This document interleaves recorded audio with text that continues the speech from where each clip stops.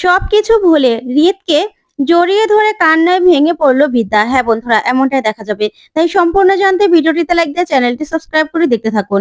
গল্পের শুরুতে দেখা যাবে বিদ্যা শ্রাবণকে বলে, তুই এখানে কি করছিস? তুই রিভলভার হাতে হসপিটালে কি করছিস শ্রাবণ? তখন শ্রাবণ কিছুই বলে না।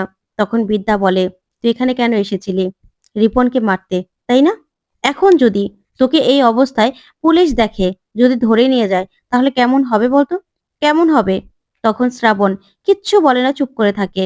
তখন বিদ্যা বলে, তোর নার্ভস গুলো মনে হয় সব বন্ধ হয়ে গেছে না রে? তখন শ্রাবণ বলে, মানে? তখন বিদ্যা প্রচন্ড ভাবে রেগে যায় আর বলে, তুই তুই বুঝতে পারছিস না মানে? এই বলেই ঠাসিয়ে শ্রাবণকে একটা চড় মারে।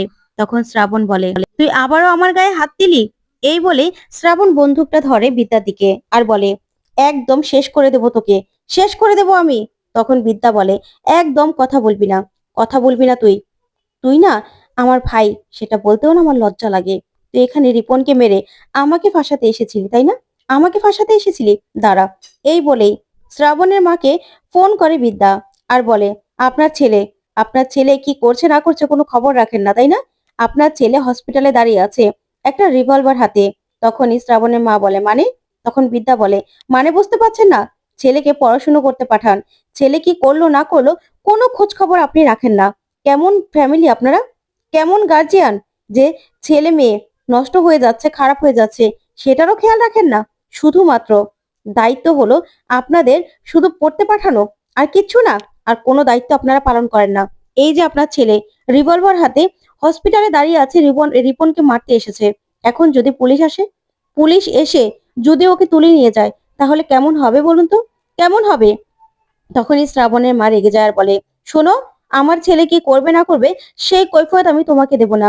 তখন বিদ্যা বলে, 1000 বার আমাকে কৈফিয়ত দিবেন, 100 বার কৈফিয়ত দিবেন, কারণ আমি আমি শ্রাবণের দিদি, ও আমার ভাই। তখনই শ্রাবণের মা বলে, না, ও তোমার ভাই না, তুমি তুমি আরেকজনের মেয়ে, বুঝতে পেরেছো? ও তোমার সৎ ভাই। তখন বিদ্যা বলে, তাতে কি হয়েছে? মা আলাদা, মা আলাদা হলে কি হয়েছে? বাবা তো এক। বাবা বাবা তো একজনই, তাই না? তাই ওর ওপর আমার অধিকার আছে, ওকে আমি শাসন করতে পারি। এখন আপনার ছেলেকে আমি টানতে টানতে পুলিশ থানায় নিয়ে যাব। তারপরেই এমন শিক্ষা দেব না যে সারা জীবন মনে রাখবে। আমাকে ফাঁসাতে চেয়েছিল তো আপনার ছেলে, আমাকে। এবার এবার দেখুন কি হয়। ঠিক তখনই সেখানে রাজদীপ চ্যাটার্জি চলে আসে। সে বলে, কিচ্ছু হবে না ওর, কিচ্ছু না। তখন বিদ্যা বলে, আপনি এখানে? তখন রাজদীপ চ্যাটার্জি বলে, হ্যাঁ, আমি এখানে। তখন তো শ্রাবণের মা সবটা শুনতে থাকে। তখন রাজদীপ চ্যাটার্জি বলে, ও কোনো রকম কোনো আগ্নেয়াস্ত্র সাথে রাখেনি, ওটা হলো একটা খেলনা পিস্তল, বুঝতে পেরেছো? তখন বিদ্যা শ্রাবণের দিকে তাকায়। তখন শ্রাবণ দেখায় যে পিস্তলটা খেলনার। তখন রাজদীপ বলে, এরকম পিস্তল না অনেক অনেক দোকানে কিনতে পাওয়া যায়, তুমি ভুল ভাবছো, ও কোনো রকম কোনো ক্রাইম করেনি। তখন এই বলেই বিদ্যার হাত থেকে ফোনটা নিয়ে নেয় রাজদীপ চ্যাটার্জি। তারপরেই শ্রাবণের মাকে বলে, ম্যাডাম আপনি একদম চিন্তা করবেন না, আপনার ছেলে কোনো রকম কোনো অন্যায় করেনি। আমি আছি তো, আমি আছি এখানে। আপনি আপনার ছেলেকে নিয়ে একদম ভাববেন না, ও একদম ঠিক আছে। এখানে আমি আমি শ্রাবণকে পাঠিয়েছিলাম। তখনই তখনই শ্রাবণের মা বলে, কিন্তু বিদ্যা যে বলল, ও যে বলল যে ও নাকি আগ্নেয়াস্ত্র নিয়ে হসপিটালে ঢুকেছে। তখন রাজদীপ চ্যাটার্জি বলে, সব মিথ্যে কথা, ও সব কিছু নষ্ট করতে চাইছে। যেরকম ভাবে আমাদের স্বপ্নের একাডেমি তৈরি করতেও বাধা দিচ্ছে, সবকিছু নষ্ট করে দিচ্ছে, ঠিক তেমনি সবাইকে ভুল বোঝাচ্ছে। এই বলেই ফোনটা রেখে দেয় রাজদীপ চ্যাটার্জি। তখনই দেখা যাবে শ্রাবণের মাকে। সেখানে চলে আসে শ্রাবণের কাকিমণি আর বলে, কে ফোন করেছিল? বিদ্যা, তাই না? তখন শ্রাবণের মা বলে, হ্যাঁ, বিদ্যা ফোন করেছিল। তখন শ্রাবণের কাকিমণি বলে, কি বললে তুমি? তুমি এখনো বিদ্যাকে নিজের মেয়ে হিসেবে মানবে না, তাই না? তখনই শ্রাবণের মা বলে, না, আমি মানবো না, ও আমার মেয়ে না, মেয়ে না আমার। আমি ওকে পেটে ধরিনি, বুঝতে পেরেছো? তুমি না একদম আমাদের মাঝখানে ঢুকবে না, নিজের সংসার নিয়ে তুমি সামলাও। তখনই কাকিমণি বলে, আমি তোমাকে বলছি দিদি, তুমি না একদিন আফসোস করবে, তুমি নিজেই ওকে মেয়ে মেয়ে নিজের মেয়ে হিসেবে মেনে নেওয়ার জন্য কান্নাকাটি করবে, সেটা আমি তোমাকে বলে দিচ্ছি। তখন শ্রাবণের মা বলে, এরকম না কোনোদিনও হবে না, কোনোদিনও হবে না। তখন কাকিমণি বলে, আমি বলে দিলাম তো, আমি তোমাকে বলছি, তুমি নিজে নিজে আফসোস করবে। এই বলে চলে যায়। ওইদিকে বিদ্যা বিদ্যা রাজদীপ চ্যাটার্জিকে বলে, আপনি এখানে কেন এসেছেন? কেন এসেছেন আপনি এখানে? তখন রাজদীপ চ্যাটার্জি বলে, শুনো, একটা চাল খাটালাম। আমার আমার তোমাকে ওই বাড়ি থেকে বের করার দরকার ছিল। কারণ আমার ছেলে যে কাউকে সিঁদুর পরিয়ে দিলেই তো আর সে আমার বাড়ির বউ হয়ে যায় না, তাই না? আমার ছেলে তোমাকে সিঁদুর পরিয়ে দিয়ে বাড়িতে নিয়ে গেল। আর সেখানে আমার বাড়িতে কেউ আমার উপরে কথা বলে না। আমার কথাই শেষ কথা। সেখানে আমার কথা অমান্য করে তোমার পিজিতে তোমাদের দুজনের ফুলসজ্জা হবে। সেটা আমি মেনে নেব? তুমি কি এতই সস্তা? একজন তোমাকে সিঁদুর পরিয়ে দিয়ে ফুলসজ্জার খাটে নিয়ে গেল আর তুমি রাজি হয়ে গেলে? নিজেকে সস্তা মনে হচ্ছে না? নিজেকে মনে হচ্ছে না যে তুমি নগণ্য? হুম? তোমার কি একটুও খারাপ লাগছে না, তাই না? একটুও খারাপ লাগছে না? তখন বিদ্যা বলে, আপনি মুখ সামলে কথা বলুন। কি বলতে চাইছেন আপনি? তখন রাজদীপ চ্যাটার্জি বলে, কি বলতে চাইছি বুঝতে পারছো না? আমি না তোমাকে কোনোদিনও আমার ছেলে বউ হিসেবে মানবো না। কোনোদিনও মানবো না। তাই আমি তাই আমি শ্রাবণের হেল্প চেয়েছিলাম। আর শ্রাবণও আমাকে হেল্প করেছে। হেল্প করার জন্য এখানে এসেছে। আমি তো জানি তুমি কোন কথা শুনলে নড়ে চড়ে বসবে। তাই তোমাকে এমন একটা কথা বললাম যে রিপনকে মারতে এসেছে। তাই তুমি এখানে চলে আসলে। তোমার ফুলসজ্জাটা আমি নষ্ট করে দিলাম। এই বলে চলে যেতে লাগলেই সেখানে রিত চলে আসে, এসে বলে, বাবা, আমি না অবাক হয়ে যাচ্ছি। তুমি এতটা নিচু? তুমি তোমার ছেলের বউয়ের ফুলসজ্জা নষ্ট করে দিলে। নষ্ট করার জন্য বিদ্যাকে এখানে ডেকে নিয়ে আসলে। আমি না ভাবতে পারছি না ড্যাড, আমার লজ্জা করছে। তখনই রাজদীপ চ্যাটার্জি বলে, চুপ করো তুমি, একদম কথা বলবে না। তখন রিত বলে, কি করে পারো তুমি এটা? কি করে পারো? তখনই রাজদীপ চ্যাটার্জি বিদ্যাকে এসে বলে, এই মেয়েকে এই মেয়েকে আমি কোনোদিনও আমার বাড়ির বউ হিসেবে মেনে নেব না। তখন বিদ্যা বলে, শুনুন, আপনাকে মেনে নিতে হবেও না, কিন্তু আপনার যে কি অবস্থা হবে সেটা আপনি ভাবতেও পারছেন না। সকালটা হোক, সব জায়গায় আপনার কুকীর্তি ফাঁস করে দেবো আমি। সব জায়গায় আপনার জালিয়াতি ধরা পড়ে যাবে।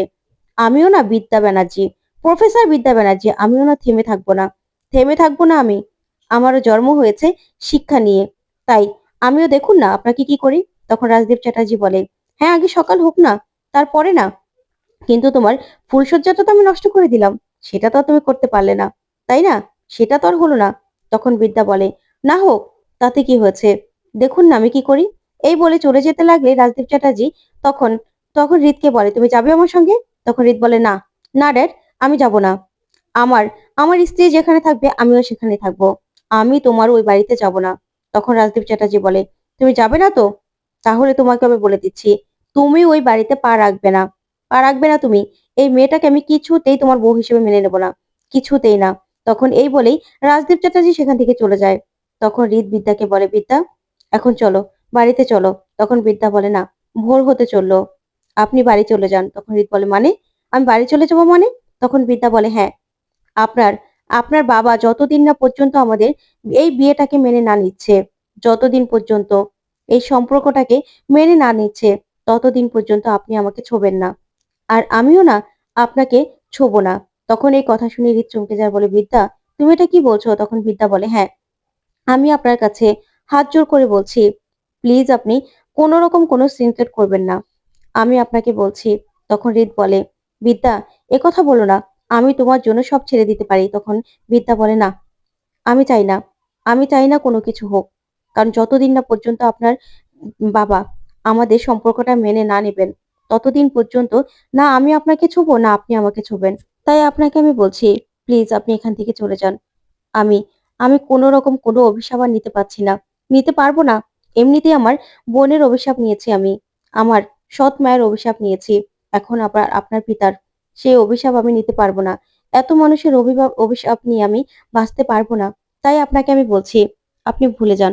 আপনি চলে যান এখান থেকে। আমি না কোনোভাবেই আপনার সঙ্গে নতুন করে সবটা শুরু করতে পারবো না। তখন এই বলে বিদ্যা শ্রাবণের কাছে যায়, গিয়ে বলে, তুই যত কিছু করিস না কেন, তোর জন্য না একটা আমার টান ফিল হয়।